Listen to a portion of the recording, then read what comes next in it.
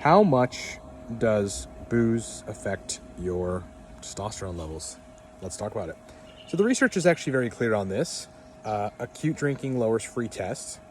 Chronic drinking interrupts the HPG axis, the hypothalamus pituitary gonadal axis, so gonadotropin release and FS or LH and FSH signaling, which will prevent testicular biosynthesis of testosterone. And there's really no way around that. So men that are somewhat chronic drinkers will undoubtedly have lower levels of testosterone, with the possible exception of men on TRT, but still I think that the booze is going to fuss with that process. And every time that you go out acutely and have any more than a drink, you're really talking about 2 drinks plus, no question you're lowering your free testosterone. I know some people are going to go, well, there's actually research that suggests that after the first drink you actually raise serum tests, and there is a paper on that too, right? It's acute, low duration, low quantity alcohol consumption. You may have a slight elevation of free testosterone, but once you get past that first drink into the second or third or whatever, then your free test is just going to go down.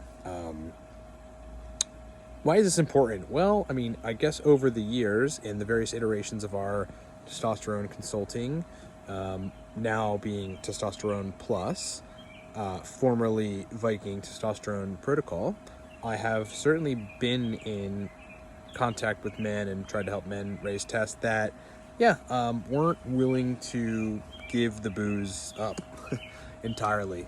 And some that had really, really bad habits of, binge drinking on weekends and then even a few drinks a night during the week.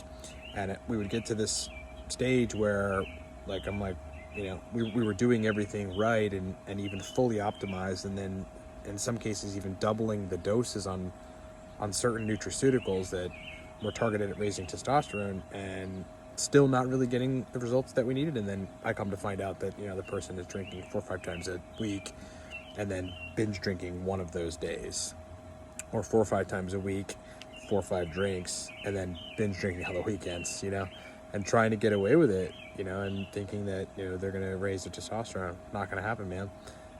I think a lot of dudes who are chronic drinkers, or who have a history of drinking, not like exclusively in your house, as if you have some real big issue, but socially, and you kind of do it a lot, have testosterone issues because of that, right? That is not just a contributing factor, but of the maybe 6 contributing factors, that's the most significant contributing factor to your low testosterone. It's a real big deal. It's a huge deal.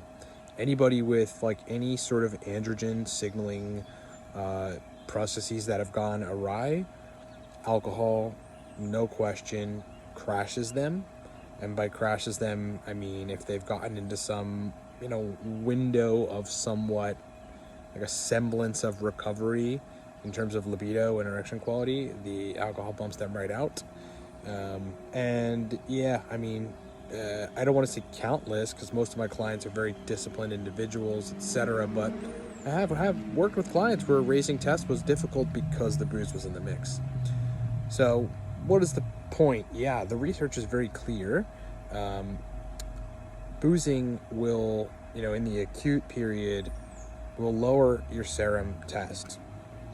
And that's going to affect your libido and EQ in the acute period, right? That's why it's not this foreign idea that guys may have issues, in the sexual department while drinking, right? There's terms for it and everything. That's why. The more chronically alcohol is consumed, the more disruption, if you will, is going to take place in the HPG axis, the hypothalamus gonadal axis, basically. And that has to do with gonadotropin release disruption. It's just a terrible thing. It's just terrible. Because booze is woven into, every social situation, except for, the church, and in some some cases not even, right? It's just a shame, you know. Like, I mean, my friends here in Pittsburgh, especially the girls that I met here, like, it's kind of all like, oh, well, let's get a drink. Oh, so, like, you know, I'll just go and like have a soda or a soda water, or plan my meals around those times and just be like, let's go eat dinner, because I don't really want to drink. I mean, after the first drink, I don't really love how I feel anyway. And then, yeah, I don't know why am I tanking my, why am I, in the acute period fussing with my free testosterone, especially when now I'm on a test protocol that is, helping me dramatically to get my numbers like in that range. That's the sweet spot for me. It just doesn't make sense. So wanted to leave you guys with that. Booze is a no-go at large scale, my friends. I'm sorry, there's no way around it.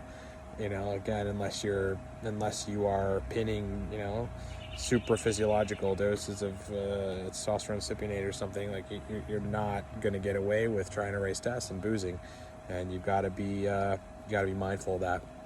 If you would like my help on testosterone, the latest iteration of consulting, which is the final iteration of consulting on testosterone, is Testosterone Plus.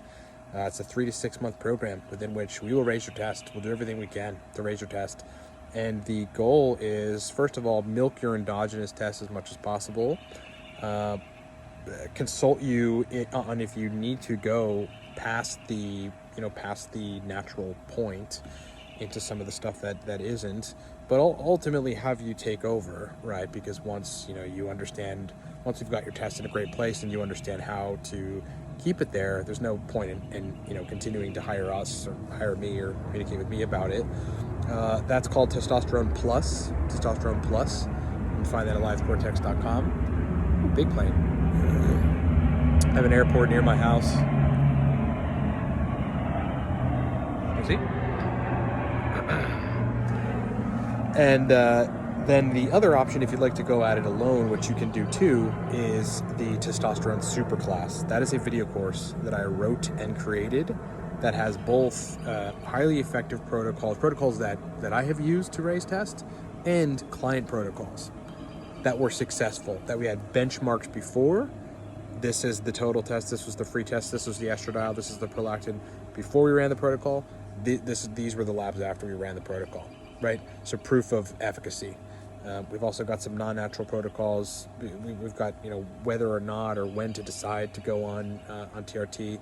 A lot of really powerful stuff in the Testosterone Superclass. So you've got those two options if you want my help. Either Testosterone Plus, 3 to 6 month consulting program, where basically I'll walk you by the hand and we'll take you through raising your test. Like, you'll have me right there along the process and we'll raise your test, no question. Or Testosterone Superclass, and you go at it alone with a lot of information, armed with knowing how to get it done. But ultimately, if you don't need my help, take this glimmer of help, this offering of help. Cut the booze out, bro. All right? At large scale, it is hurting you. Thanks for watching.